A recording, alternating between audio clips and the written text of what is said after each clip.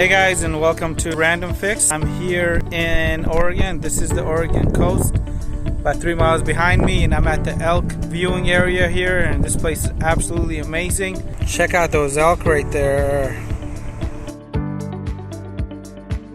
Today's video, I'm going to be discussing the 3 things you want to do before you surrender your RV over to the manufacturer or the dealer, so you can go ahead and get your money back for the RV in case you got a lemon law lawsuit. If you guys want to hear all about my lemon law lawsuit, I'm going to have a link below to that video on how the whole thing went down. And the reason I'm doing this video is it's been 1 month since I turned over my RV to the dealer and I still don't have payment. So I'm going to cover with you guys the 3 things that you want to know before this happens to you. The first tip: you want to make sure that the authorization for payoff is done before you turn the RV in. And what the authorization for payoff is, it'll allow the RV manufacturer to pay off the RV. You want to make sure that the authorization for payoff is going to be signed.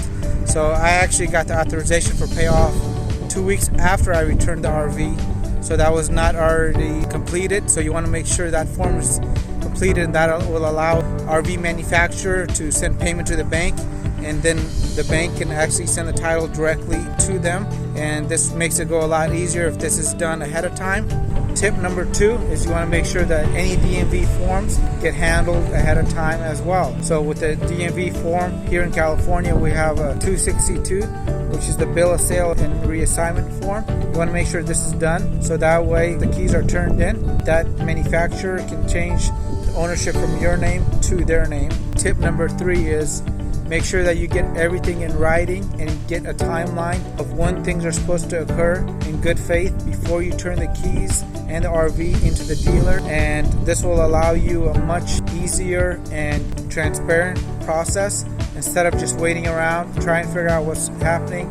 Because if the RV manufacturer is not acting in good faith and the interest is accruing daily, I have no idea who's really paying for that, because I haven't gotten the actual funds.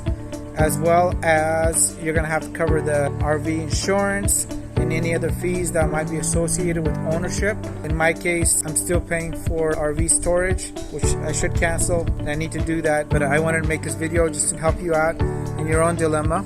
If I would have had my RV for the last month, I could have taken it to Alaska, and I've been on an Alaskan adventure for the last month, and the best place in the world to have an RV is from Alaska down to Oregon. The best places to stay at, they're very affordable, and I could have saved myself a bunch of money.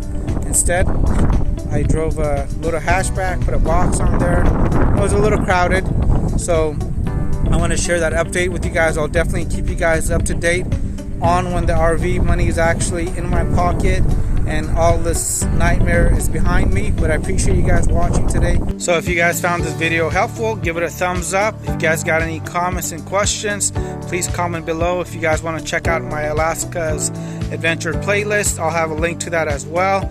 And if you got any friends or family that are going through any issues with their RV, I'm going to have a link to another video that I did on the whole process and how you can go about it. If you guys want to see additional videos about the RV lemon process, please comment below and I'll be more than happy to get those made for you. It does take some time. They may tell you it takes about 2 to 3 months, and I'm going to tell you guys it's probably about a 10-month process.